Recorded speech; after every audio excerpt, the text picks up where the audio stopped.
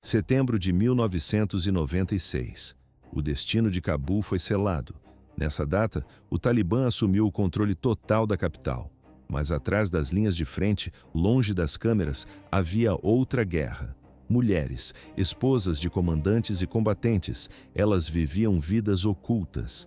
Eram prisioneiras dentro das próprias casas, muitas vezes punidas, às vezes executadas. Por que ninguém ouvia os pedidos de socorro? As paredes eram grossas e o isolamento era total. Esses homens governavam pelo medo nas ruas e aplicavam a mesma lei dentro do lar.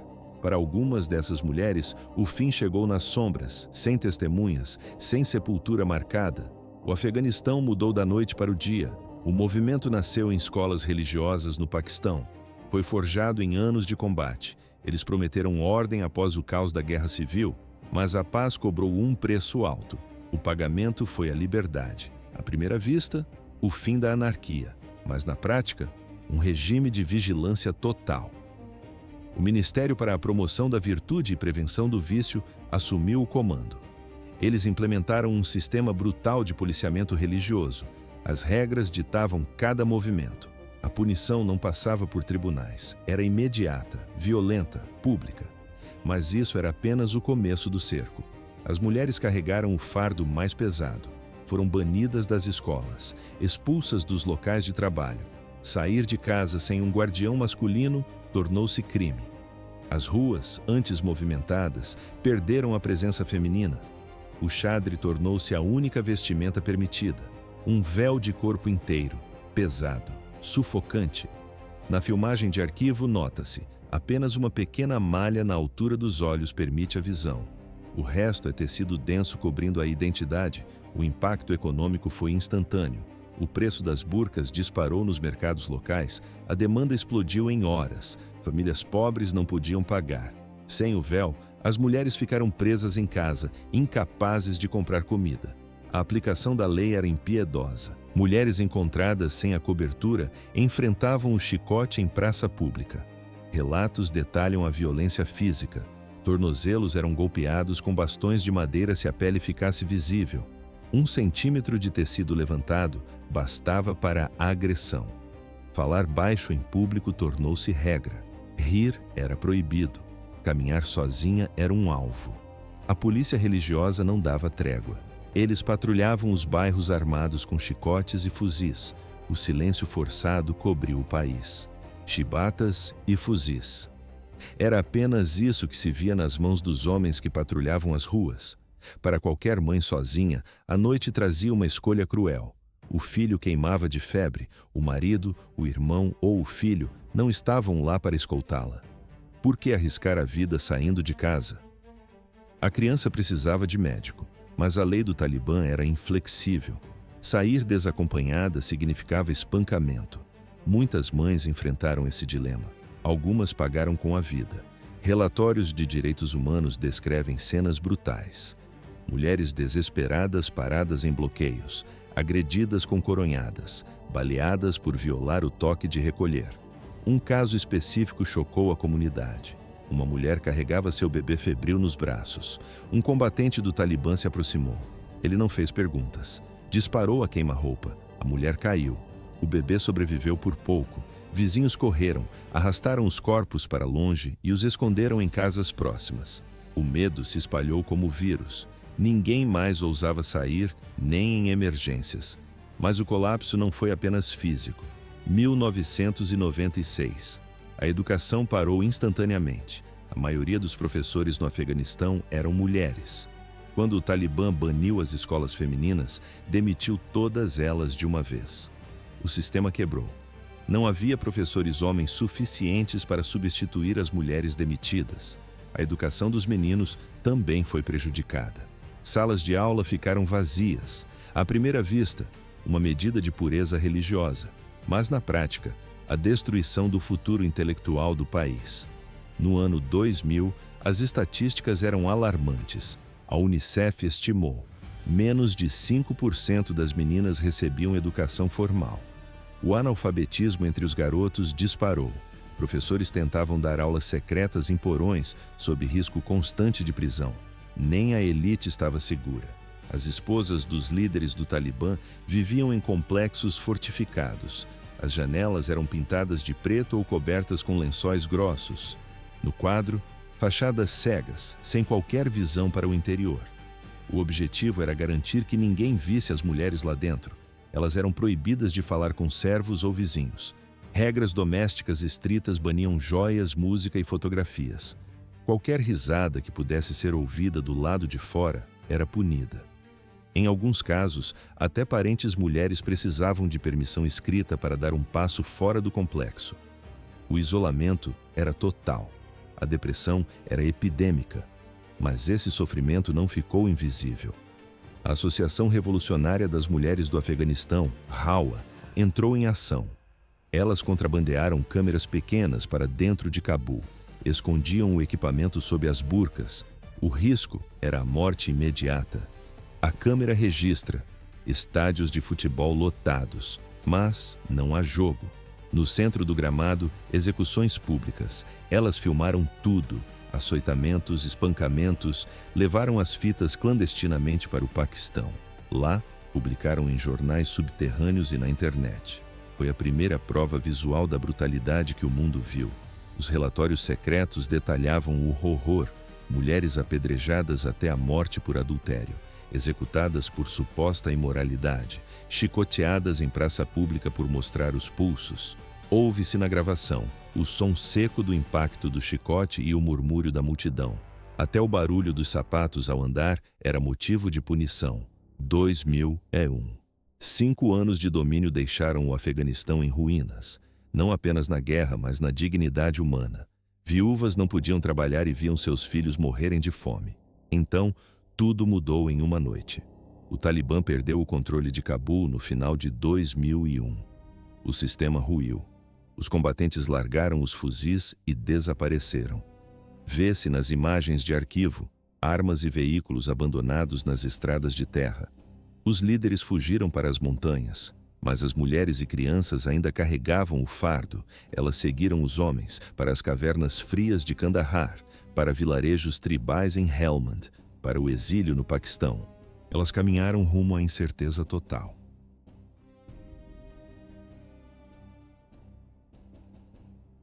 Duas cidades se tornaram o refúgio imediato. Por que as famílias escolheram o Paquistão? Parecia a única saída possível. Mas a segurança era apenas uma ilusão frágil. Quetta e Peshawar foram inundadas por exilados. No meio da multidão de refugiados comuns, as famílias do Talibã tentavam desaparecer.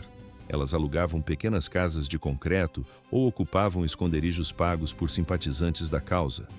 À primeira vista, bairros residenciais comuns, mas na prática, celas de prisão sem grades. Dentro dessas casas, o ar era pesado e o espaço mínimo.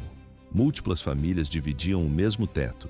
As cortinas permaneciam fechadas 24 horas por dia. Ninguém falava alto. As mulheres viviam como fantasmas dentro da própria casa. Raramente saíam. Quando precisavam ir à rua, usavam véus pesados e mantinham um silêncio absoluto. Um sotaque errado ou uma palavra descuidada podiam significar o fim. Mas isso era apenas o começo dos problemas.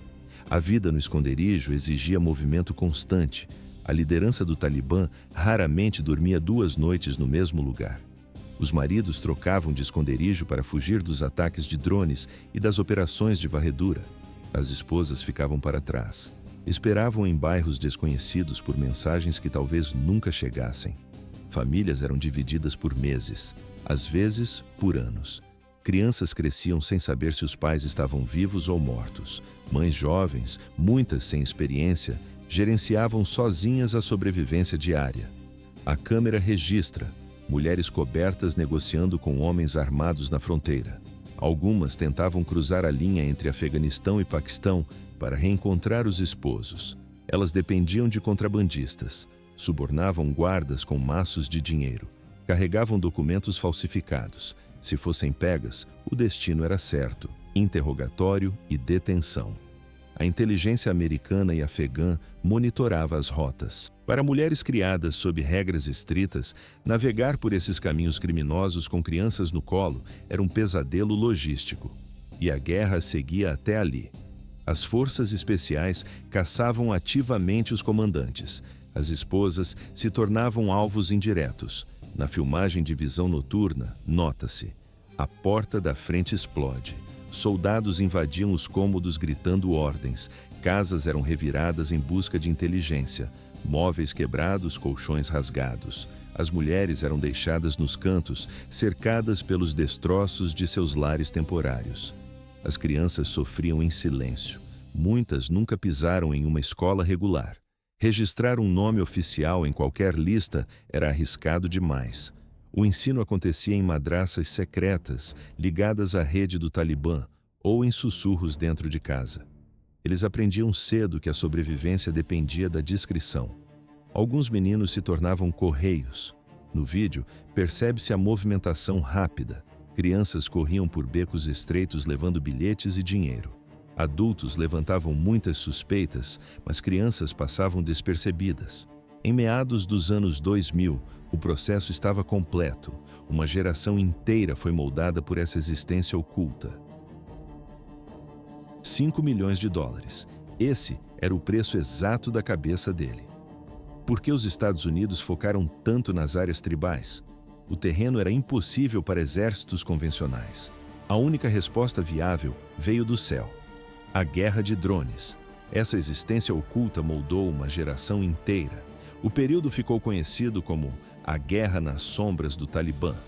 Enquanto os homens trocavam tiros nas montanhas e dirigiam a insurgência dos bastidores, suas esposas e filhos viviam outro tipo de conflito. Elas não estavam no fronte, mas o perigo dormia ao lado delas. Washington operava com uma lógica simples. Para enfraquecer o Talibã, era preciso eliminar os líderes em seus santuários. Esses refúgios ficavam no Paquistão, o Waziristão do Sul e do Norte. Na tela, mapas de satélite revelam o desafio: montanhas escarpadas, vales profundos e aldeias de barro fortificadas. O exército paquistanês lutava para avançar ali.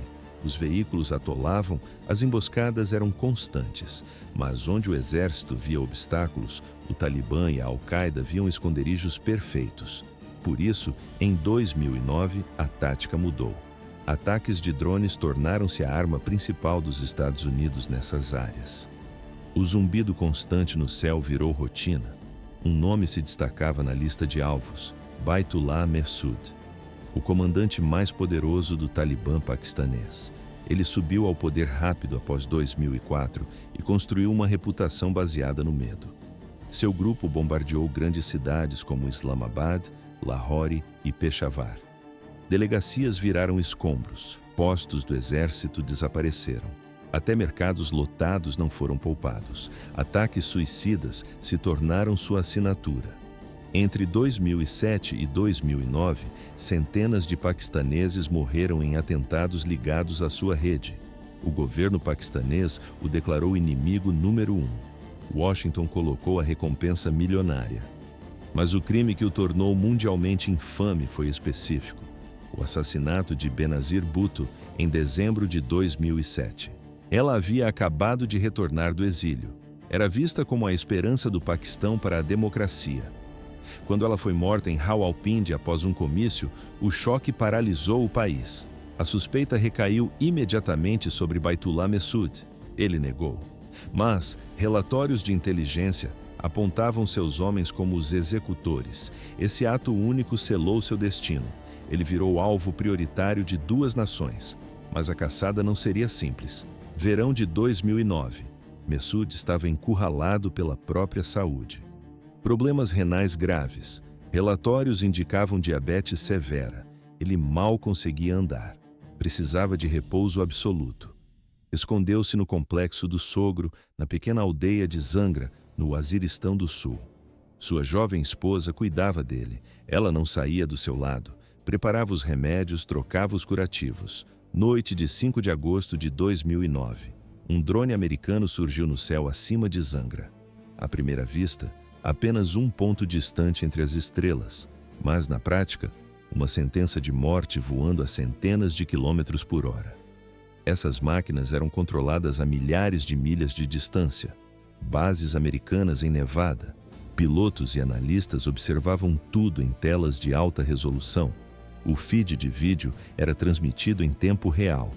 A aeronave pairava silenciosa sobre o esconderijo suspeito. A inteligência confirmou. Mehsud estava dentro. Houve-se o comando de disparo na gravação da missão. O drone disparou 2 mísseis Hellfire diretamente no complexo. A precisão foi cirúrgica. A primeira explosão rasgou o prédio principal. A segunda garantiu a destruição total. A câmera térmica registra, o teto desaba e uma nuvem de calor branco engole a estrutura. Todos lá dentro foram soterrados sob toneladas de escombros. Baitullah Mehsud morreu onde estava deitado. Não houve tempo para fuga. Não houve tempo para reagir. Sua esposa, que cuidava dele naquele momento, morreu ao seu lado. Relatórios posteriores confirmaram que ela não teve chance. O teto a esmagou quase instantaneamente. O nome dela nunca foi tornado público. Quase nada sobre sua vida saiu do círculo familiar. Nas tradições tribais, as identidades das mulheres são mantidas privadas. Nos registros oficiais, ela permaneceu sem nome, apenas a esposa. Mas mesmo anônima, sua morte carregou um peso simbólico imenso. Ela se tornou a primeira esposa de um líder do Talibã confirmada como vítima fatal em um ataque de drones dos Estados Unidos. Para os americanos, a eliminação de Mehsud foi um sucesso estratégico. Sua morte foi celebrada em Washington como uma grande vitória contra o terrorismo. Mas para o Talibã, o evento serviu como um aviso brutal. Não havia mais santuários seguros. –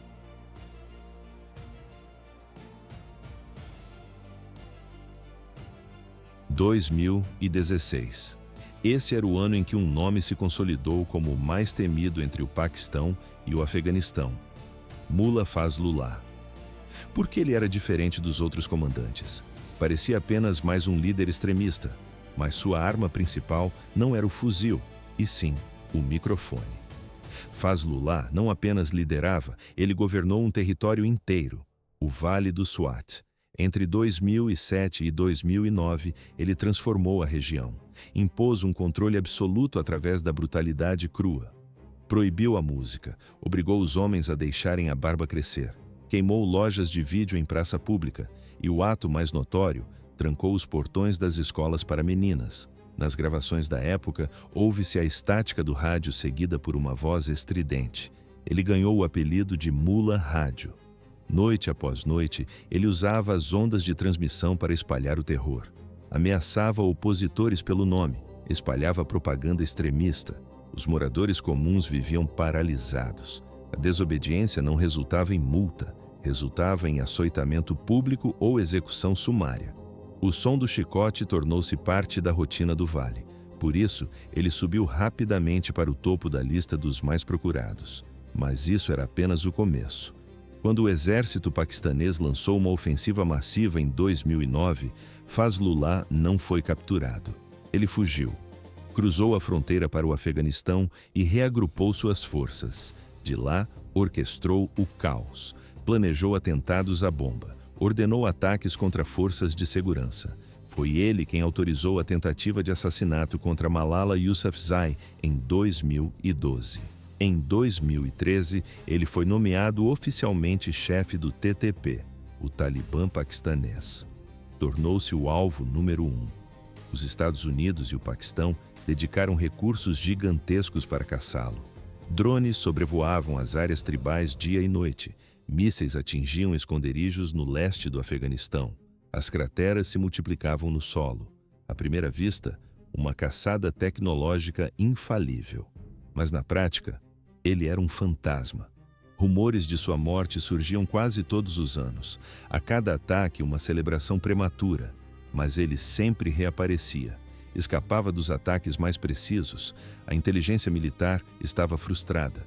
Foi durante um desses ataques aéreos, em 2016, que surgiram relatórios sobre sua esposa.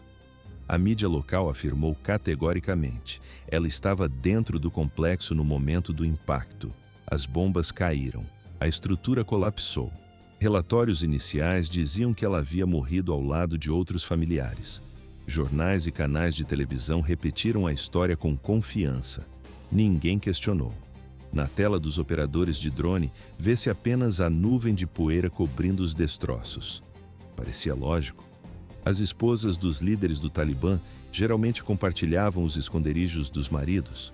Quando os homens eram alvejados, as famílias sofriam o mesmo destino. A morte dela foi aceita como fato consumado. Analistas citaram o evento como um exemplo clássico de dano colateral da guerra de drones. Especulava-se até que a perda enfraqueceria a determinação de Fazlullah. Mas por trás das manchetes, a realidade era outra. Um ano depois, agosto de 2017, o nome dela surgiu onde ninguém esperava. Uma revista feminina do Talibã chamada Sunat-e-Qawla publicou uma entrevista. Não era uma publicação comum. Era um material raro e perturbador, desenhado especificamente para mulheres em círculos extremistas. O objetivo era claro: encorajá-las a apoiar a jihad. No papel impresso, lê-se o título da entrevista exclusiva com a esposa do líder. Dentro daquelas páginas, a história real apareceu em detalhes. Ela estava viva. Ela descreveu seu casamento com Fazlullah, narrou as dificuldades da vida na clandestinidade, explicou como conseguia cumprir seus deveres de esposa e mãe, apesar dos deslocamentos constantes e do barulho dos drones. Essa entrevista foi um choque para a inteligência ocidental. Não provava apenas que ela havia sobrevivido às bombas de 2016. Revelava algo pior. Ela não era uma vítima passiva, ela estava profundamente envolvida na engrenagem ideológica do grupo. A guerra não era apenas contra homens armados.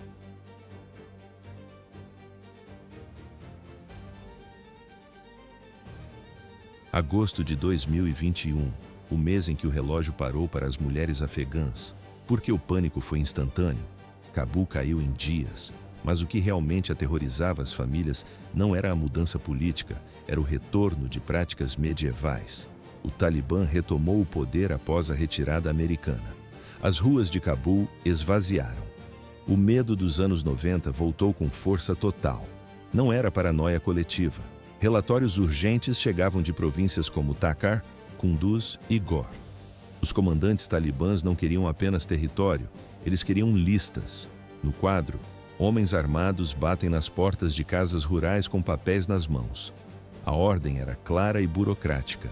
Eles exigiam o cadastro de mulheres solteiras entre 15 e 45 anos. As listas eram entregues diretamente aos anciãos das aldeias. As filhas deveriam ser cedidas. Famílias que recusavam enfrentavam ameaças imediatas, espancamentos, prisão. Em áreas rurais, onde o poder do grupo era absoluto, não havia rota de fuga. À primeira vista, casamentos para garantir alianças, mas na prática, sequestros para recompensar soldados leais. Mas um caso específico expôs a brutalidade do sistema. Ela tinha 25 anos, estude,